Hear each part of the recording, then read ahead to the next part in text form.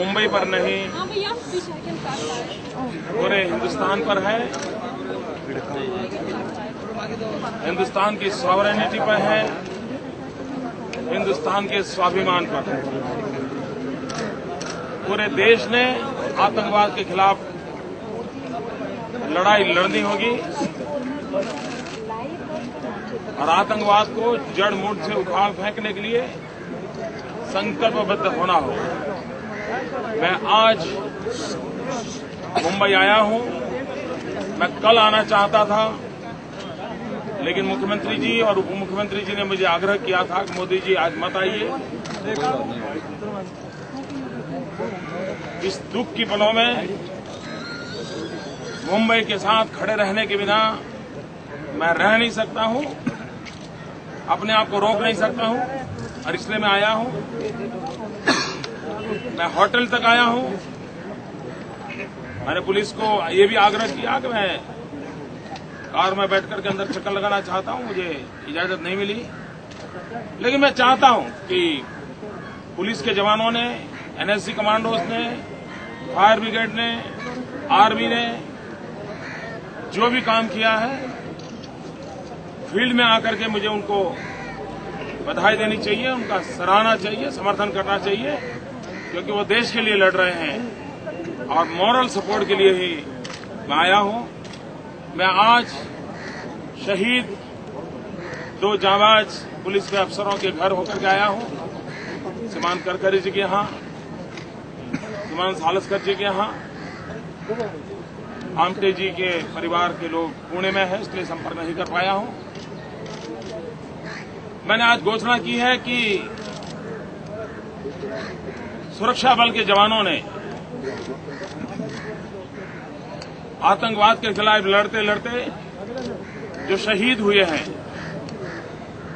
उनके परिवारजनों को सम्मान राशि देने के लिए गुजरात सरकार की तरफ से 1 करोड़ रुपया की सम्मान राशि इन जांबाज शहीद सुरक्षा बल के जवान के परिवारजनों को देने का गुजरात सरकार ने फैसला किया है। कल प्रधानमंत्री जी का राष्ट्र के नाम जो संदेश था, कल मैंने भी मीडिया का माध्यम से अपनी भावनाओं को प्रकट किया था, लेकिन देश को प्रधानमंत्री से बहुत कुछ अपेक्षाएं थी। कल राष्ट्र के नाम उनका संदेश निराशाजनक रहा। पहली बार पाकिस्तान ने समुद्री मार्ग से आतंकवाद के ऑपरेशन का कारण बना है। यूएन कन्वेंशन के हिसाब से भारत और पाकिस्तान ने सिग्नेटरी साइन किया हुआ है कि भारत और पाकिस्तान समुद्र का, सीमा का और शस्त्रों का उपयोग एक दूसरे के लिए खिलाफ न करेंगे न करने देंगे।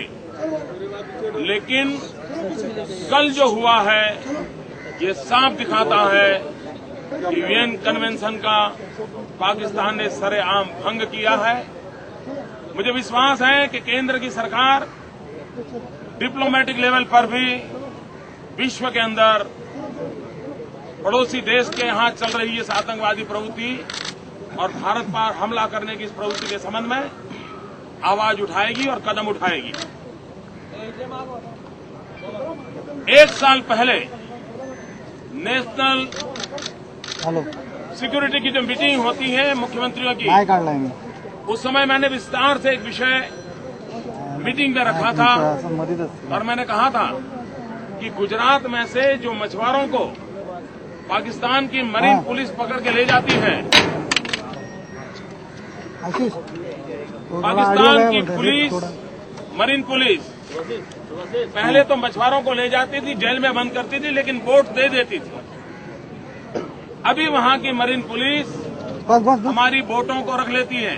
और मैंने 1 साल पहले कहा था कि हमारी जो बोट ले जा रहे हैं, उस बोट का देश के खिलाफ दुरुपयोग होगा, देश के खिलाफ नुकसान होगा और इसलिए ऐसी बोट का वापस ले लेना जरूरी होता है।